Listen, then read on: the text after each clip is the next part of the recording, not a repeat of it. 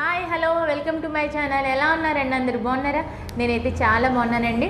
ఈరోజు నేను ముఖ్యంగా ప్రెగ్నెంట్ లేడీస్కి ఎటువంటి జాగ్రత్తలు తీసుకోవాలని దాని గురించి చెప్దాం అనుకుంటున్నానండి. అయితే ప్రెగ్నెంట్ లేడీస్ ఎట్లా అంటే ముందు ఫుడ్ విషయంలోనే కాకుండా ముందు మెంటల్గా కూడా వాళ్ళు కూల్గా ఉండాలండి. ఎటువంటి టెన్షన్స్ పెట్టుకోకుండా ఉండాలి. ఏంటంటే ఈ టైంలో ఫ్యామిలీ వల్ల కానీ లేదంటే హస్బెండ్ అండ్ వైఫ్ వల్ల కానీ ఎటువంటి చిన్న చిన్న ఇష్యూస్ కానీ మనస్పర్ధలు కానీ రావచ్చండి. ఎందుకంటే రావచ్చు అని నేను ఎందుకు అంటున్నానంటే హస్బెండ్ అండ్ వైఫ్ అన్నాక ఎప్పుడు ఏయోటి వస్తూనే ఉంటాయి కాబట్టి అట్లాంటి వాటి గురించి మరీ ఎక్కువగా ఆలోచించకండి. ఎందుకంటే ఆ టైం అనేది అంత ఎక్కువగా ఆలోచించడం వల్ల మీకే కాదు లోపల ఉన్న బేబీకి మెయిన్ ఎఫెక్ట్ వస్తుందండి. అప్పుడు ఏమవుతుందంటే మనం అవి లైట్ తీసుకొని అక్కడికి వదిలేస్తే సరిపోద్ది, కానీ మనం దాంట్లో గురించి బాగా ఎక్కువగా బాధపడడం వల్ల ఏంటంటే పుట్టిన తర్వాత ఒకవేళ పిల్లలకి ఏదైనా ఎఫెక్ట్ ఉన్నా మన లైఫ్ లాంగ్ బాధపడాలి. కాబట్టి ఆ మధ్యలో ఆ ప్రెగ్నెంట్ సమయం వరకు కూడా మీరు ఎక్కువగా ఆలోచించకండి. ఎందుకంటే అవేమి శాశ్వతం కాదండి ఆ చిన్న చిన్న మనస్పర్ధలు అనేవి. కాబట్టి అక్కడితోనే వదిలేసేయండి.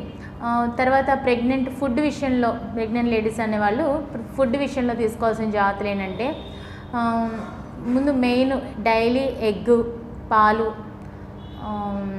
బాదం కూడా తినండి. బాదం రాత్రిపూట నానబెట్టేసిన తర్వాత మార్నింగ్ ఒక 4-5 తీసుకోండి. తర్వాత యాపిల్ ఒకటి, పొమగ్రానైట్ మాత్రం వెరీ ఇంపార్టెంట్ అండి. పొమగ్రానైట్లో అది డైలీ తీసుకోవడం వల్ల ఏమవుతుందంటే మన పుట్టబోయే పిల్లలు చాలా తెలివిగా ఉంటారంటండి, చాలా తెలివిగా పుడతారు. కాబట్టి అదొకటి తీసుకోండి. దాంతోపాటుగా బనానాస్, ఫ్రూట్స్ ఏవైనా తీసుకొచ్చండి. కాకపోతే నేను ఇంపార్టెంట్గా ఇవి అని ఎందుకు ప్రెస్ చేసి చెప్తున్నానంటే యాపిల్ డైలీ తీసుకోవాలి, పొమగ్రానైట్ డైలీ తీసుకోవాలి. అంటే మిగిలిన ఏ తీసుకున్నా అవి వేరే వేరే టైంలో తీసుకోండి. ఇవి మాత్రం పర్టికులర్గా మాత్రం ఇవి ఏదో ఒక టైంలో మాత్రం కంటిన్యూగా డెలివరీ వరకు మాత్రం తీసుకోండి. మనకి ఐరన్ టాబ్లెట్స్ వేసుకుంటాం కాబట్టి కొంచెం మోషన్ ప్రాబ్లం ఏమి కూడా లేకుండా బనానాస్ కూడా తీసుకోండి కొంచెం. అవి కూడా డైలీ 1 or 2 తీసుకోవడం వల్ల ఏంటంటే మనకి మోషన్ ప్రాబ్లమ్స్ అనేవి కూడా లేకుండా ఉంటాయి. మనం ఎందుకంటే ఐరన్ టాబ్లెట్స్ వేసుకుంటాం కదా, కొంచెం దానివల్ల కూడా అలా ఉంటుంది అనమాట. నెక్స్ట్ ఏంటంటే పల్లి ఉండలు ఉంటాయి కదండి, మన వేరుశనగ పప్పుతో చేసే ఉండలు, అవి కూడా తీసుకోవడం వల్ల వాటిలో ఐరన్ కంటెంట్ అనేది ఎక్కువగా ఉంటుందండి. కాబట్టి అవి కూడా రోజు ఒకటి తీసుకోవడానికి ట్రై చేయండి.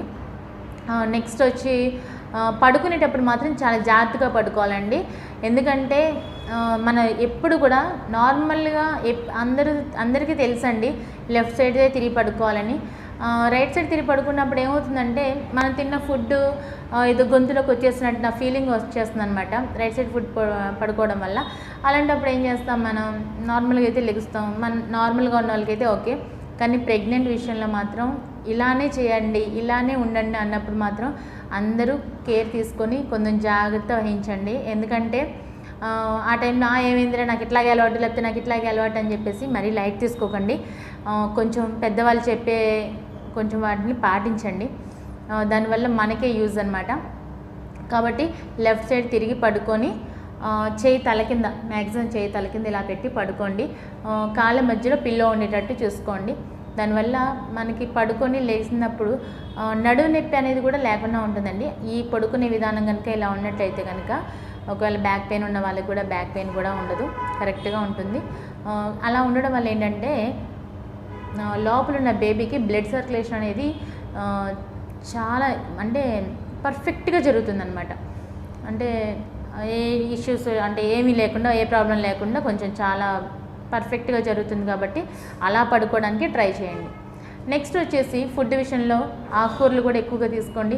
నాన్ వెజ్ పడని వాళ్ళు ఎవరైనా ఉంటే మాత్రం నాన్ వెజ్ కొంచెం అవాయిడ్ చేసుకోండి. ఎందుకంటే ఇలాంటి టైంలో ఆల్రెడీ మనకి ఇష్టం ఉన్న ఫుడ్ కూడా ఇట్లాంటి టైం వచ్చేసరికి కొంచెం వేడి చేయడమనో లేదంటే గ్యాస్ ప్రాబ్లమ్స్ ఉన్న వాళ్ళకి కూడా కొంచెం అవి మసాలా అవి అనేది సరిగ్గా పడదు. కాబట్టి అలాంటి వాటిని కొంచెం తగ్గించండి. అలానే ఫుడ్ విషయంలో మాత్రం చాలా కేర్ తీసుకోండి అండి. ఎందుకంటే ఫుడ్ అనేది క్వాంటిటీ తక్కువ క్వాంటిటీ తీసుకుంటూ చాలా ఎక్కువ సార్లు తినండి. మార్నింగ్ లేచిన తర్వాత ఏదో ఒకటి 1 అవర్కి ఒక ఫ్రూట్ తినామనుకోండి, ఫ్రూట్ అయితే కొంచెం 1 hour 1.5 hour అలా తీసుకోండి. ఏదైనా ఫుడ్ విషయం అయితే ఒక 2 అవర్స్ గ్యాప్ ఇచ్చుకుంటూ వెళ్ళండి. ఇలా తినడం వల్ల ఒక్కసారి హెవీ వెయిట్ అనేది అవ్వకుండా ఉంటాం. లోపల బేబీకి కూడా ఎంతవరకు ఫుడ్ కావాలి ఏంటి అనేది కూడా చాలా ఈజీగా డైజెషన్ అవుతుంది, చాలా ఈజీగా కూడా ఉంటుందన్నమాట. కాబట్టి మీరు ఇలా ట్రై చేసి చూడండి కంపల్సరీగా. ఇంకోటి ఏంటంటే మనకి నెట్లో ఒకవేళ సెర్చ్ చేసి చూడండి, సంతానం కోసం షష్ఠీదేవి స్తోత్రం అనేది ఉంటుందండి. సంతానం కోసం షష్ఠీదేవి స్తోత్రం అది కనుక మార్నింగ్ ఒకసారి ఈవినింగ్ ఒకసారి చదువుకోండి. అలా చదువుకోవడం వల్ల ఏంటంటే దాంట్లో ఉంది పిల్లలు ఆరోగ్యంగా పుడతారంటండి. అందులో మగపిల్లలు కావాలనుకున్న వాళ్ళైతే ఖచ్చితంగా చదివితే మగపిల్లలు పుడతారంటండి. ఎందుకంటే అది నా విషయంలో జరిగింది.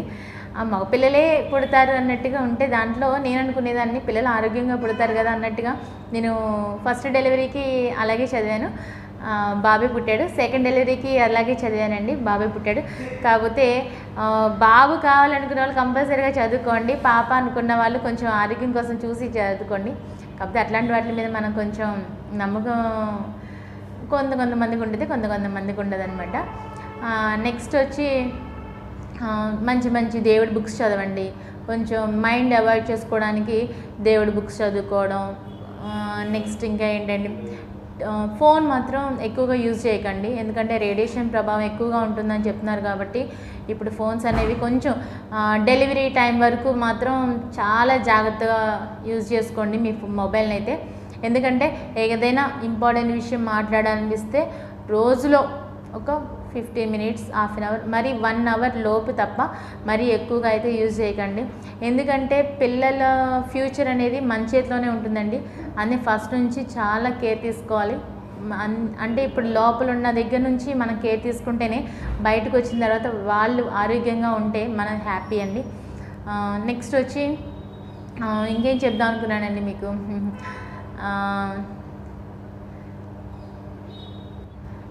ఇప్పుడు డెలివరీ టైంలో కొంతమందికి వైట్ డిశ్చార్జ్ ఎక్కువగా ఉంటుందండి. ఆ వైట్ డిశ్చార్జ్ ఎక్కువగా ఉండడం వల్ల కూడా కొంతమంది వీక్ అయిపోతుంటాం.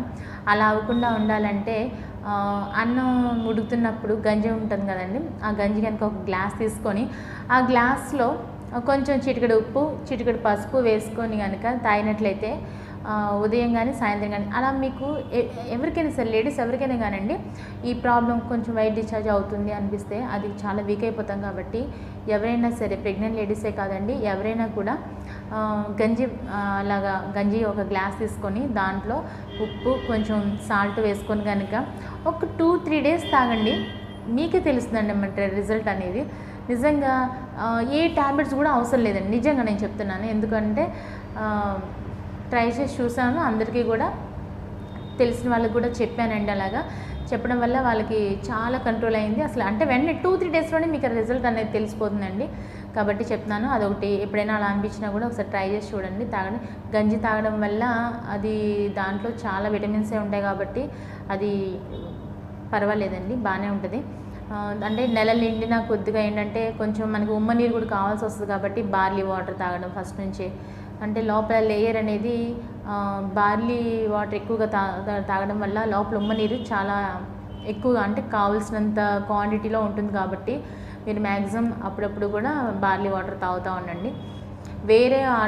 వేరే వాటి గురించి కానీ ఏమి అనవసర ఆలోచన గురించి మాత్రం అస్సలు పట్టించుకోకుండా మెయిన్ మీకు లోపల ఉన్న బేబీ గురించి ఆలోచించుకుంటూ, బేబీకి ఈ వీక్ అని వాళ్ళ గురించి ఆలోచించుకుంటూ మీరు టైంకి ఫుడ్ తీసుకున్నామా, టైంకి ఏం తినాల్సిన అన్నీ తిన్నానా, దేవుడి బుక్స్ ఏమైనా చదువుకున్నానా, కొంచెం మైండ్ రిలాక్స్ కోసం ఏమైనా కొంచెం సేపు టీవీ చూసానా, ఏమైనా నవ్వుకుని ఏమైనా చూసుకున్నానా, అంతవరకే ఉండండి. దయచేసి మీరు వేరేగా ఏమైనా ఆలోచించుకొని లోపల బేబీకి మాత్రం ఎఫెక్ట్ పడకుండా చూసుకోవాల్సిన జాగ్రత్త మాత్రం మీదేనండి. నా వీడియో కనుక మీకు నచ్చినట్లయితే లైక్ చేయండి, షేర్ చేయండి, సబ్స్క్రైబ్ చేయండి. అలాగే నా వీడియో కనుక ఎవరైనా మొట్టమొదటిసారిగా చూసినట్లయితే కనుక ముందు సబ్స్క్రైబ్ చేసుకోండి. సబ్స్క్రైబ్ చేసుకోవడం వల్ల నేను పెట్టే ప్రతి వీడియో కూడా మీకు నోటిఫికేషన్ ద్వారా వస్తుందండి.